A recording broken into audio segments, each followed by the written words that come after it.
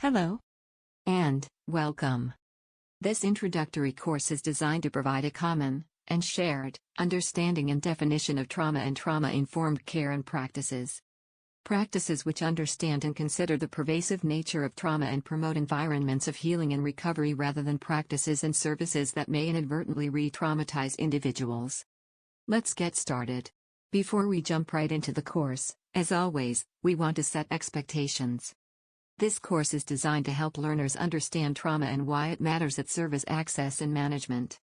Additionally, learners will gain some understanding of organizational endeavors aimed at creating a trauma-informed organizational culture at service access and management.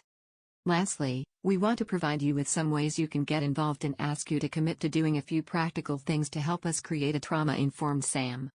This is a purely introductory course, it won't give a ton of details about trauma. So, if you want to know more, please access available content through our learning management system. This course should take you less than 30 minutes to complete. Thanks for your participation in, and attention to, this course. We think it's important and think you will too.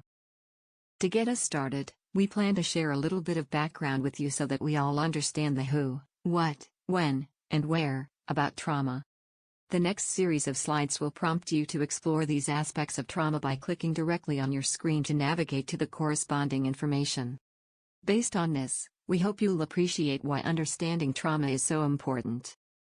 The Substance Abuse Mental Health Services Agency defines trauma as the results from an event, repeated events, series of events, or set of circumstances that is experienced by an individual as physically or emotionally harmful, or life-threatening, and that has lasting adverse effects on the individual's functioning and mental, physical, social, emotional, or spiritual well-being. Trauma effects may occur immediately or have a delayed onset.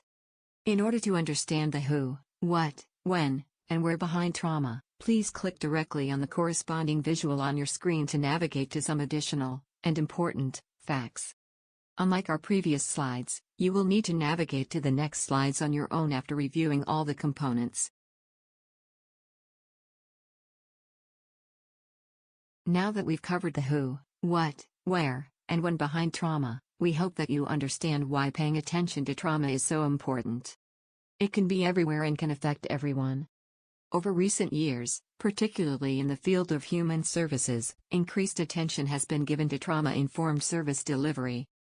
The next few slides will show you what's happening at SAM to help create a trauma-informed workplace culture and environment. Trauma-informed service delivery assumes that an individual is more likely than not to have a history of trauma, and recognizes the presence of trauma symptoms and acknowledges the role trauma may play in an individual's lived experience.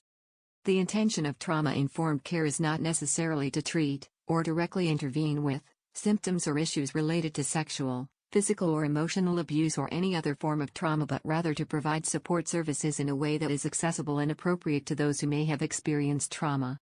At an organizational level, trauma-informed workplaces change organizational culture to emphasize respecting and appropriately responding to the effects of trauma at all levels.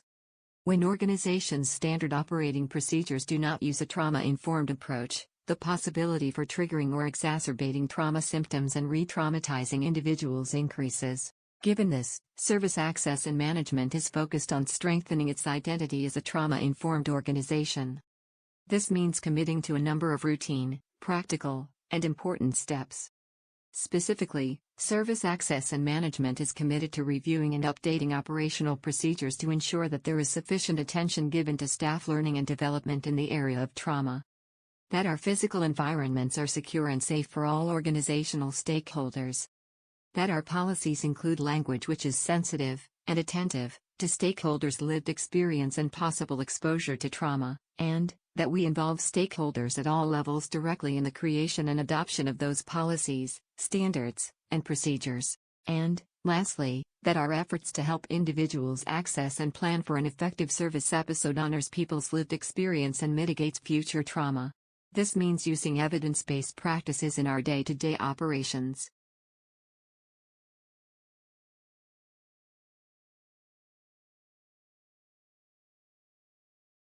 As we said, service access and management is committed to building an organizational culture which recognizes and addresses the impact of trauma in a manner which is consistent with our values and beliefs.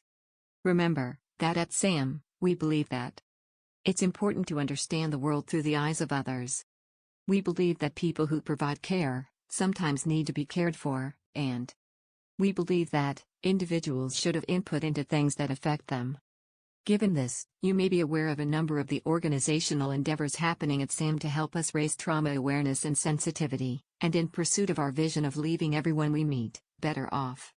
Your screen shows just some of the work happening at Service Access and Management. Specifically, we have a trauma-informed organization committee which includes, but is not limited to, representation from intra-organizational departments. Involved individuals work within our service lines, human resources, clinical, and quality and training departments, as well as representation from our organizational officers.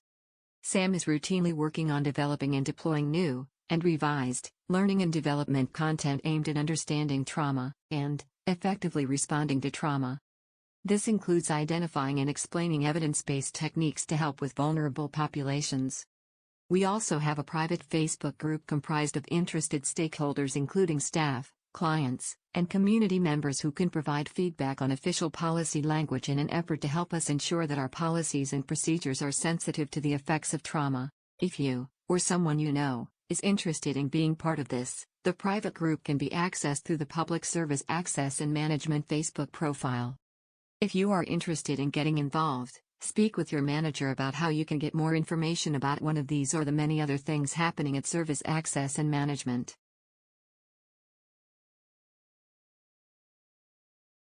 Some of you may not be ready to get involved in some of those organizational initiatives. That's okay. There are still plenty of other ways that you can be part of what we are doing to make SAM a great workplace. The next slide provides you with a quick idea of the 5 principles important for trauma-sensitive interactions. After that, we are going to ask you to commit to 2 or 3 things that you feel comfortable trying for the next 90 days to help make Service Access and Management a premier, trauma-informed workplace. Trauma-informed care follows 5 guiding principles that serve as a framework for how service providers and systems of care can work to reduce the likelihood of re-traumatization. The visual on your screen, which was taken from the University of Buffalo's Institute on Trauma and Trauma-Informed Care, displays the 5 evidence-based principles of trauma-informed service delivery. These principles are generalizable across a variety of service settings. Rather than providing a set of practices and procedures, the principles can be interpreted and applied in ways that are appropriate for a specific type of organizational setting. The 5 guiding principles include safety, choice, collaboration, trustworthiness, and empowerment. Ensuring that the physical and emotional safety of an individual is addressed is the first important step to providing trauma-informed care. Next, the individual needs to know that the provider is trustworthy. Trustworthiness can be evident in the establishment and consistency of boundaries and the clarity of what is expected in regards to tasks. Additionally, the more choice an individual has and the more control they have over their service experience through a collaborative effort with service providers, the more likely the individual will participate in services and the more effective the services may be. Finally, focusing on an individual's strengths and empowering them to build on those strengths while developing stronger coping skills provides a healthy foundation for individuals to fall back on if and when they stop receiving services. Service Access and Management is committed to these principles in order to ensure that all organizational stakeholders feel safe, secure, and cared for. And everyone, no matter what your role and function at SAM, can help us demonstrate these principles and achieve our goal. We are counting on you to do your part. On the next screen, we are going to ask you to commit to trying a few things over the next 90 days that could help Service Access and Management be a trauma-informed organization focused on leaving everyone we meet better off.